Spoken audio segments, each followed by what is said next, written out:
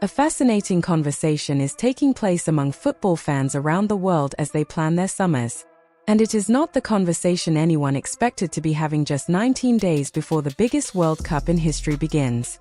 It goes something like this. You have a ticket, you have money saved, and you have waited years for this moment. Then you sit down and ask yourself a simple question. Which part of this tournament do I actually want to experience? More and more, the answer coming back is the same: Mexico and Canada. Not because the football in those cities is more important. Everyone understands that the knockout rounds and the final will take place in the United States, and nobody is pretending otherwise. But during the group stage, when the tournament is alive with endless possibilities, when the atmosphere is at its most vibrant, and when supporters from every corner of the globe are filling the streets and stadiums, something special is happening. Mexico City, Guadalajara, Monterrey, Toronto, and Vancouver are becoming the destinations fans most want to visit. That is a remarkable development, and it deserves a proper explanation because it reveals something important about what the 2026 World Cup really is, not on paper, but in practice. Not as FIFA presents it, but as supporters are experiencing it right now. Mexico, in particular, has a relationship with the World Cup unlike anything the other two host nations can claim. The country hosted the tournament in 1970 and again in 1986, two editions that produced some of the most iconic moments in football history. The Hand of God, the Goal of the Century, and Diego Maradona's unforgettable performance against England at the Azteca are not merely Mexican memories, they belong to football fans everywhere. Now, in 2026, Mexico will host once again. Not the entire tournament, but 13 matches spread across 3 cities, each played in front of passionate Mexican crowds and surrounded by one of the richest football cultures in the world. For many supporters, that atmosphere alone may be worth the journey. Mexico City's Estadio Azteca is a venue that needs no introduction to anyone who has followed football for more than a decade. More than 100,000 people have stood inside that stadium to witness a World Cup final. The weight of history carried within those walls is unlike anything else in the sport. Legends have been made there, careers have been defined there, and some of football's most unforgettable moments have unfolded on its pitch. That is why it is fitting that the Estadio Azteca will host the opening match of the 2026 FIFA World Cup on June 11th.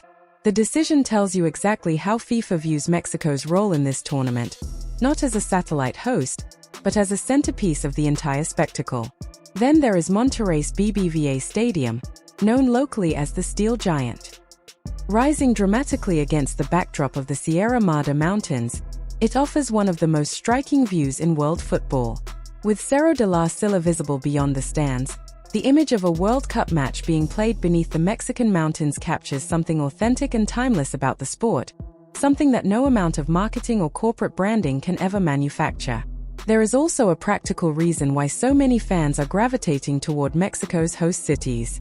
Mexico has some of the most flexible entry requirements among the 3 host nations. Citizens of many countries can enter visa-free, while travelers holding valid visas from the United States, the Schengen area, the United Kingdom, Canada, or Japan can often enter Mexico without obtaining a separate Mexican visa.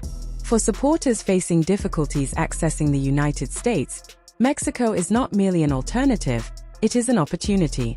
Fans from countries that may encounter challenges with US visa applications can still experience the World Cup atmosphere in Mexico with significantly fewer obstacles.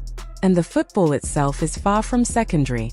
Monterrey, Guadalajara, and Mexico City will host compelling group stage encounters featuring some of the world's most passionate footballing nations.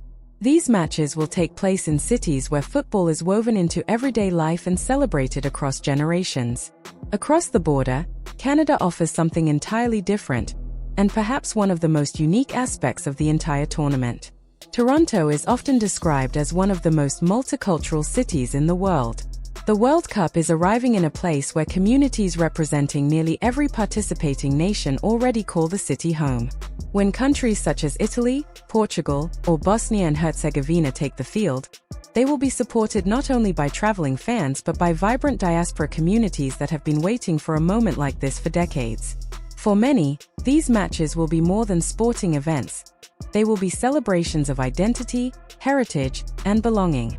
That kind of atmosphere cannot be manufactured. It already exists, and the World Cup will simply give it a stage. That is the real story.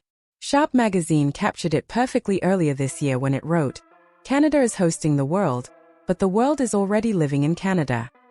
That single observation explains why the Canadian portion of the 2026 World Cup feels so unique. Every visiting nation will find a community waiting for it. Every team will discover supporters wearing familiar colors, waving familiar flags, and singing familiar songs. Canada is transforming its stadiums into some of the most diverse and emotionally charged venues in World Cup history, not because of any grand design, but because of who Canada already is. Vancouver adds another layer to that story.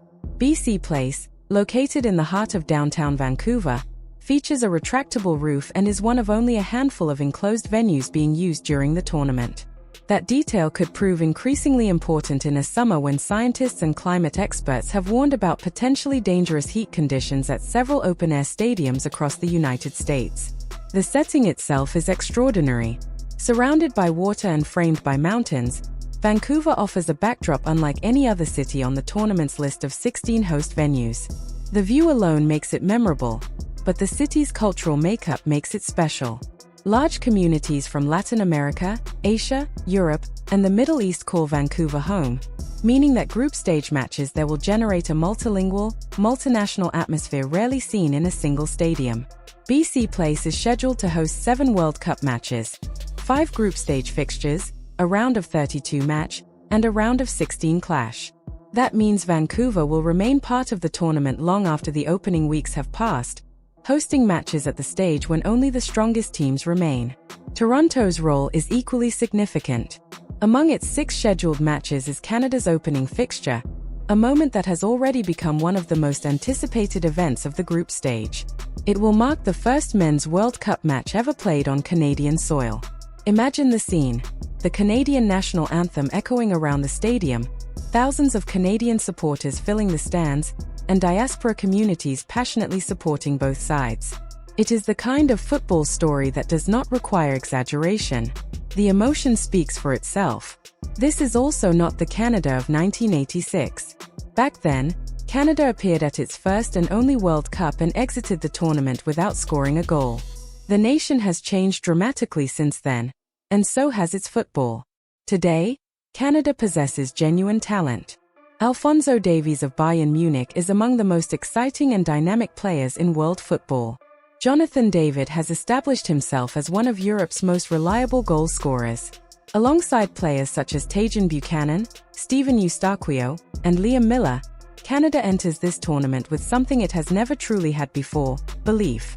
The players understand that Canadian football has reached a level the country has never experienced.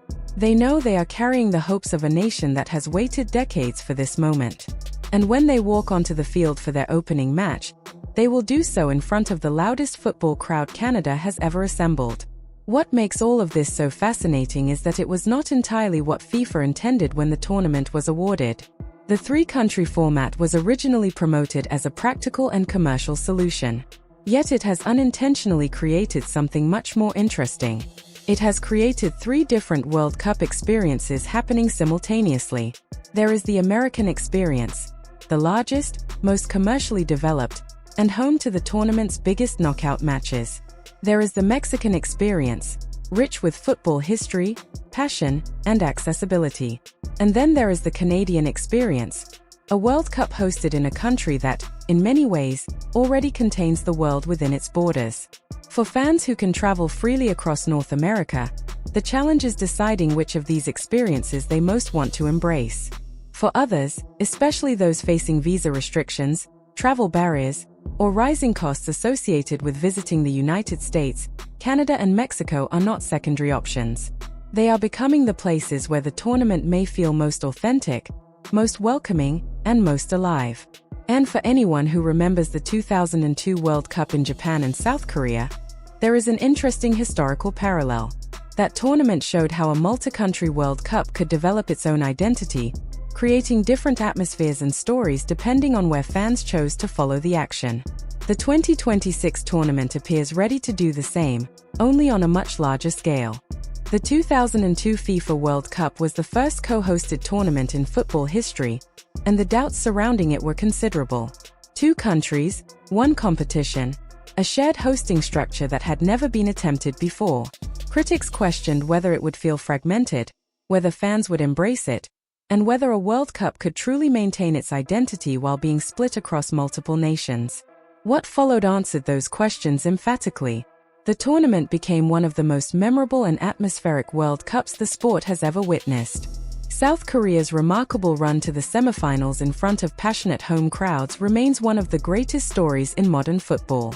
Japan delivered world-class organization and hospitality, exceeding even the expectations of many supporters who arrived with uncertainty. Instead of weakening the tournament, the shared hosting arrangement gave it a unique character and created unforgettable memories. Now, in 2026, football is preparing for an even greater experiment. 3 countries, 16 host cities, 48 teams, the largest World Cup ever staged. The challenge facing the United States, Mexico, and Canada is different from the one Japan and South Korea faced more than 2 decades ago. These are nations with different football cultures, different histories, and different relationships with the game itself. Yet all 3 are contributing to a single tournament that promises to redefine what a World Cup can be. And with less than 3 weeks remaining before kickoff, an interesting picture is beginning to emerge.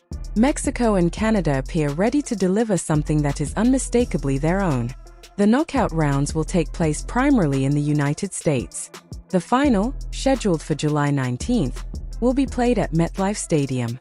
The biggest headlines, the trophy lift, and the defining images that will be replayed for generations are all expected to happen on American soil. That was always part of the plan. But the World Cup is about far more than its final match. For most supporters, the group stage is where the tournament truly comes alive. It is where dreams begin, where underdogs emerge, where unexpected heroes are created, and where fans from every corner of the world gather to share the same experience. It is the stage of the competition where a World Cup finds its personality, and that personality will be shaped just as much by Mexico City, Guadalajara, Monterrey, Toronto, and Vancouver as it will be by New York, Los Angeles, or Dallas. Mexico brings history, passion, and a football culture that has been woven into daily life for generations. Canada brings diversity, energy, and the rare experience of hosting a World Cup in a nation that already contains communities from nearly every participating country. Together, they offer something that cannot be replicated anywhere else. So the question becomes a simple one. If you could spend the group stage anywhere in North America,